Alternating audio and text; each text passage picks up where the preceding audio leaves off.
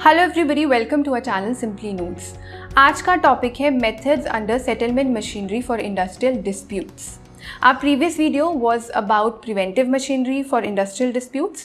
इस वीडियो में हम स्टडी करेंगे सेटलमेंट मशीनरी के बारे में। अगर प्रिवेंटिव मशीनरी फेल हो जाती है तो रोल आता है सेटलमेंट मशीनरी का। प्रिवेंटिव मशीनरी इसलिए होती है ताकि एक एनवायरनमेंट क्रिएट किया जाए कि डिस्प्यूट्स हो ही ना, तो एक प्रिकॉशनरी वे है डिस्प्यूट्स अवॉइड करने के लिए। लेकिन अगर फिर भी डिस्प्यूट्स होते हैं, कॉन्फ्लिक्ट्स होते हैं, तो एक लेजिस्लेटिव वे है, एक जुडिशियल मशीनरी है उन डिस्प्यूट्स को सेटल करने के लिए, जिसे हम कहते हैं settlement machinery. Otherwise there will be stoppage of work and there will be industrial unrest. तो इंडस्ट्रियल पीस के लिए ये बहुत ज़रूरी है कि दोनों पार्टीज़ के बीच में, एम्प्लॉयर्स के बीच में और एम्प्लॉयज़ के बीच में जो भी कॉन्फ्लिक्ट्स हैं, जो भी डिस्प्यूट्स हैं, उन्हें रिजॉल्व किया जाए, सेटल किया जाए। तो प्रिवेंटिव मशीनरी एक प्रिकॉशनरी मेजर है और settlement machinery is curative in nature. तो इस वीडियो में हम स्टडी करेंगे जो भी मेथड्स आते हैं सेटलमेंट मशीनरी के अंदर। तो चलिए शुरू करते हैं। So the methods under settlement machinery are conciliation, court of inquiry, voluntary arbitration and adjudication. Now let's study these methods one by one. सबसे पहले बात करते हैं कॉन्सिलिएशन की। Through conciliation, a third party provides assistance with a view to help the parties, employers and employees to reach an agreement. So conciliation is a method of resolving the industrial conflicts with the help of third party who intervenes in the dispute situation and assists the parties in their negotiation and decision making. The conciliator brings the employer and employees together to discuss with them their differences and assist them in finding out solution to their problems. Conciliator एक mediator की तरह act करता है, बस फर्क सिर्फ इतना है कि उसका पैसिव रोल होता है, इनडायरेक्ट रोल होता है, परसुएसिव रोल होता है। वो परसुएट करता है दोनों पार्टीज को to arrive at an agreement through mutual discussions between them. The conciliator act like a neutral person और group of persons to help the parties to settle their dispute peacefully and arrive at an amicable settlement और agreed solution जिसमें दोनों parties agree करें। अब conciliation voluntary भी होता है, compulsory भी होता है। It is voluntary when the employer and employees resolve there differences amicably among themselves. तो वॉलेंट्री कॉन्सिलिएशन में दोनों पार्टीज अपनी free will say dispute refer करती हैं कॉन्सिलिएशन ऑफिसर को या बोर्ड ऑफ कॉन्सिलिएशन को। मतलब वो एग्री करते हैं कि वो थर्ड पार्टी को इन्वॉल्व करेंगे डिस्प्यूट्स सेटल करने के लिए, और जो भी डिसीजन लिया जाएगा they are free to accept or not to accept the decision. While in compulsory conciliation, parties have to participate irrespective of whether they desire to do so or not. तो compulsory conciliation में जो dispute है वो refer किया जाता है board of conciliation को। compulsory conciliation का रोल आता है जब दोनों पार्टीज एग्री नहीं करती मीटिंग्स के लिए। If one party does not want to meet the other party to resolve the dispute, then the conciliation authority compel their attendance at such proceedings. And they also prohibit strikes and lockouts without prior resort to conciliation. Industrial Dispute Act 1947 में दो methods है conciliation machinery के अंदर, conciliation officer and board of conciliation. Conciliation officer की बात करें तो the law provides for the appointment of conciliation officer by the government to conciliate between the parties to the industrial dispute. So India में government conciliation officer appoint कर सकती है एक specific area के लिए या स्पेसिफिक इंडस्ट्री के लिए under section 4 of industrial dispute act, and he may be appointed permanently or for a limited period. Conciliation officer के पास civil court की powers होती हैं, whereby he can call and witness or observe the proceedings. जहाँ 20 से कम workers हैं, वहाँ labor officers conciliation officer की तरह act करते हैं, और जहाँ 20 से ज़्यादा workers हैं, वहाँ commission of labor और additional commissioner or Deputy Commissioner of Labor may be appointed as conciliation officer. ये हम स्टेट लेवल की बात कर रहे हैं जहाँ स्टेट गवर्नमेंट एप्रोप्रिएट अथॉरिटी है, बट जिन इंडस्ट्रीज में सेंट्रल गवर्नमेंट एप्रोप्रिएट अथॉरिटी है, there state branch officers of central labour commissioners office handle the conciliation proceedings. Conciliation officer की ड्यूटीज क्या होती हैं? Firstly, to assist employers or their representatives and the trade unions to achieve and maintain effective industrial relations.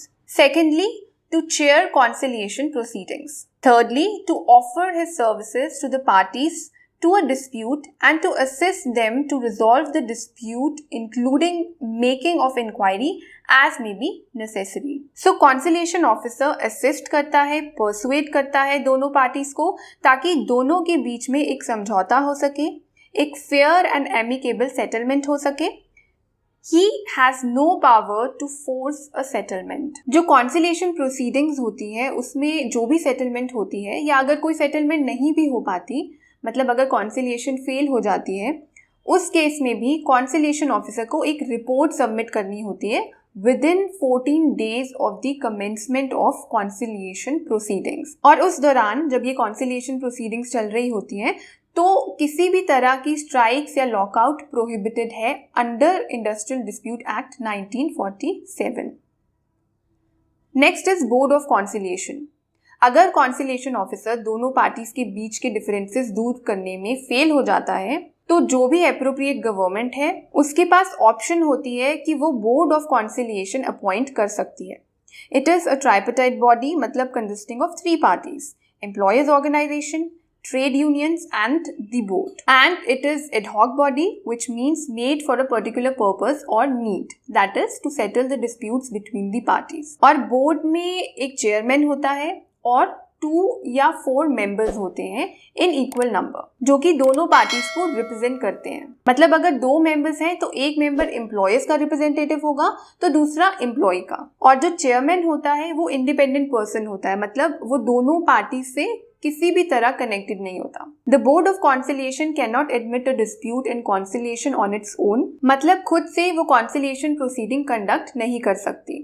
Appropriate government dispute board of conciliation को refer करती है, then only the board can act. Otherwise government के पास एक और option होती है, वो है कोर्ट ऑफ इंक्वायरी, जो कि हम आगे अभी स्टडी करेंगे. अब बोर्ड ऑफ कॉन्सिलिएशन की ड्यूटीज क्या हैं? तो जब डिस्प्यूट बोर्ड ऑफ कॉन्सिलिएशन को रेफर किया जाता है तो वो उसकी ड्यूटी है कि वो मैटर इन्वेस्टिगेट करे और एक फेयर एंड फ्रेंडली सेटलमेंट दोनों पार्टीज के बीच में करवाए. सेकेंडली, अगर कॉन्सिलिएशन प्रोसीडिंग्स में सेटलमेंट हो जाती है तो board of conciliation appropriate government को एक मेमोरेंडम ऑफ सेटलमेंट भेजता है, which is signed by both the parties, as we have seen in the case of conciliation officer also. Thirdly, अगर सेटलमेंट नहीं होती है तो बोर्ड एक रिपोर्ट सेंड करता है एप्रोप्रिएट गवर्नमेंट को, जिसमें वो सारे फैक्ट्स स्टेट करता है, क्या क्या मेजर्स लिए गए डिस्प्यूट सेटल करने के लिए, क्या क्या रीजंस थे कि सेटलमेंट नहीं हो पाई, और इसके रिगार्डिंग क्या क्या सजेशंस या रिकमेंडेशंस है.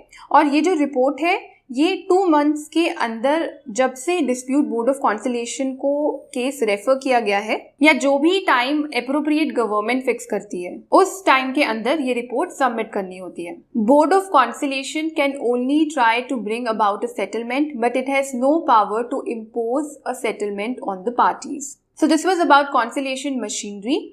कॉन्सिलिएशन मशीनरी की इफेक्टिवनेस डिपेंड करती है कॉन्सिलिएशन ऑफिसर के ऊपर. उनका एजुकेशनल बैकग्राउंड कैसा है, उनके पास सफिशिएंट ट्रेनिंग एंड एक्सपीरियंस है या नहीं, उन्हें इंडस्ट्रियल रिलेशंस की कितनी नॉलेज है. कॉन्सिलिएशन ऑफिसर्स के अलावा पार्टीज का एटीट्यूड, पॉलिटिकल प्रेशर, इन सब फैक्टर्स पर भी कॉन्सिलिएशन मशीनरी की इफेक्टिवनेस डिपेंड करती है. Next method under settlement machinery is court of inquiry. जब कॉन्सिलिएशन मशीनरी फेल हो जाती है तो appropriate government court of inquiry appoint करती है to investigate into the matter. Court of inquiry के पास 6 months का टाइम होता है जिसके अंदर उन्हें रिपोर्ट सबमिट करनी होती है. इसमें एक इंडिपेंडेंट पर्सन होता है और any number of persons as decided by the appropriate government, और जहां 2 या 2 से ज्यादा मेंबर्स होते हैं तो उनमें से एक को चेयरमैन अपॉइंट किया जाता है. कोर्ट ऑफ इंक्वायरी के पास सेम पावर्स होती हैं जो सिविल कोर्ट के पास होती हैं। अगर बोर्ड ऑफ कॉन्सिलिएशन के साथ कंपैरिजन करें तो बोर्ड ऑफ कॉन्सिलिएशन का बेसिक ऑब्जेक्टिव होता है डिस्प्यूट सेटल करवाना या रिजॉल्व करवाना, whereas court of inquiry is fact finding body. तो कोर्ट ऑफ इंक्वायरी इन्वेस्टिगेट करती है और क्या कारण है डिस्प्यूट का वो रिवील करती है। It doesn't provide any suggestion or recommendations for the settlement of an industrial dispute. Next method under settlement machinery is voluntary arbitration. Voluntary arbitration refers to getting the disputes settled through an independent person chosen by the parties involved mutually and voluntarily. तो इसमें क्या होता है कि दोनों parties के बीच में जो कॉन्फ्लिक्ट्स हैं या डिस्प्यूट हैं उनको रिजॉल्व करने के लिए एक न्यूट्रल थर्ड पर्सन इन्वॉल्व होता है, mutually and voluntarily. मतलब the disputing parties themselves refer the dispute on their own to an arbitrator.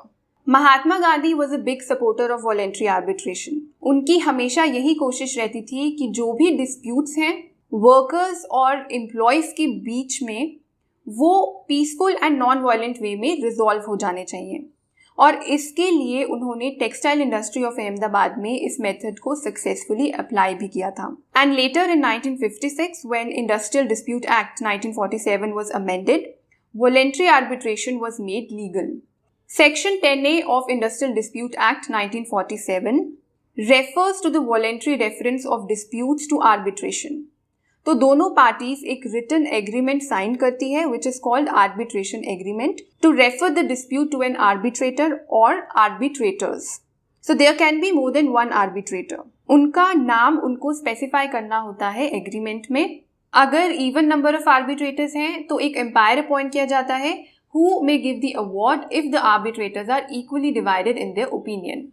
The award of the umpire is then considered as arbitration award. Arbitration award means the resolution और settlement. तो दोनों parties arbitration agreement sign करती है और उसकी copy भेजी जाती है एप्रोप्रिएट गवर्नमेंट को एंड कॉन्सिलिएशन ऑफिसर को। एप्रोप्रिएट गवर्नमेंट मतलब जो एस्टेब्लिशमेंट्स सेंट्रल गवर्नमेंट के अंडर आती हैं जैसे रेलवे, ऑयल फील्ड्स और माइंस, उनके केस में central government is the appropriate government, और जो एस्टेब्लिशमेंट स्टेट गवर्नमेंट के अंडर आती है वहाँ state government is the appropriate government. और फिर जो भी एप्रोप्रिएट गवर्नमेंट है उसे ये आर्बिट्रेशन एग्रीमेंट 1 मंथ के अंदर from the date of the receipt of such copy ये एग्रीमेंट पब्लिश करना होता है इन ऑफिशियल गैजेट, मतलब ऑफिशियल जर्नल या ऑफिशियल न्यूज़पेपर और official bulletin. So it's a periodical publication जो कि ऑथराइज्ड होता है लीगल या पब्लिक नोटिस पब्लिश करने के लिए। वॉलेंट्री आर्बिट्रेशन एक डेमोक्रेटिक वे है डिस्प्यूट रिजॉल्व करने का। दोनों पार्टीज को फेथ होता है, कॉन्फिडेंस होता है इस सेटलमेंट मशीनरी पर, क्योंकि दोनों पार्टीज का म्यूचुअल कंसेंट होता है। मतलब दोनों पार्टीज एग्री करती हैं कि डिस्प्यूट को रिजॉल्व करने के लिए थर्ड पार्टी को इन्वॉल्व किया जाना चाहिए। And it is also a quick way of settling disputes as compare to ordinary courts और लेबर ट्रिब्यूनल्स। और ये एक लेस एक्सपेंसिव तरीका है डिस्प्यूट रिजॉल्व करने का, क्योंकि इसमें लॉयर्स इन्वॉल्व नहीं होते। Disputes are handled by the parties themselves. So this is voluntary arbitration. Compulsory arbitration भी होती है जहां एप्रोप्रिएट गवर्नमेंट फोर्स कर सकती है पार्टीज को to refer the dispute to arbitration machinery. So if one of the parties feels aggrieved by an act of the other, it may apply to the appropriate government to refer the dispute to arbitration machinery. Voluntary arbitration के case में जो भी decision होता है that is not binding on the parties, but compulsory arbitration में the award of arbitration is binding on the parties of the dispute. Voluntary arbitration इतना popular नहीं है इंडिया में क्योंकि firstly qualified and suitable arbitrators नहीं हैं जो दोनों पार्टीज का कॉन्फिडेंस जीत पाए। Then there is absence of recognized unions which could bind the workers to a common agreement. और एडजुडिकेशन को ज़्यादा प्रेफरेंस मिलती है अगर नेगोशिएशन से डिस्प्यूट रिजॉल्व नहीं हो पाता तो, because it's a legal way to resolve the dispute. मतलब एडजुडिकेशन मशीनरी को ज़्यादा प्रेफर किया जाता है। So next method is adjudication.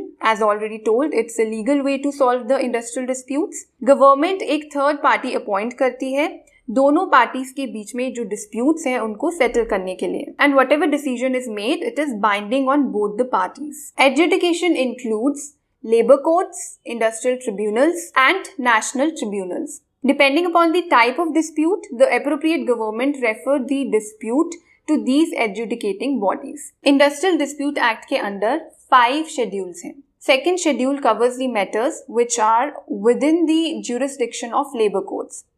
So जो second schedule के अंदर matters हैं, अगर उनकी वजह से dispute होता है तो appropriate government उसे refer करती है labor courts को. Labor court में there is only one person appointed by the appropriate government who is or has been a judge of high court or who has been a district judge for a period of not less than 3 years or he has held any judicial office in India for not less than 7 years. ये सारे matters हैं जो second schedule में आते हैं. Labor court की duty होती है to hold the adjudication proceedings and to submit its award to the appropriate government on the conclusion of the proceedings. Next is Industrial Tribunal. जैसे लेबर कोर्ट में single person होता है, वैसे industrial tribunal भी one man body है. Appropriate government industrial tribunal appoint करती है for the adjudication of industrial disputes relating to any matter whether specified in second schedule और third schedule of industrial dispute act. Appropriate government अगर चाहे तो 2 person और appoint कर सकती है एज असेसर्स, जिनका रोल होता है जो भी प्रिसाइडिंग ऑफिसर है उसको एडवाइस करना. ये सभी मैटर्स जो हैं ये रेफर किए जाते हैं इंडस्ट्रियल ट्रिब्यूनल्स को. Next is national tribunal. तो जहाँ नेशनल इंपॉर्टेंस की बात आती है, कोई डिस्प्यूट अगर नेशन को अफेक्ट करता है या ऐसी इंडस्ट्रियल एस्टेब्लिशमेंट्स जो एक से ज़्यादा स्टेट में एस्टेब्लिश्ड हैं और एक से ज़्यादा स्टेट्स को अफेक्ट करती है, ऐसे डिस्प्यूट्स को सेटल करने के लिए central government national tribunal appoint करती है. नेशनल ट्रिब्यूनल में भी there is one person appointed by the central government who is or has been a जज ऑफ अ हाई कोर्ट.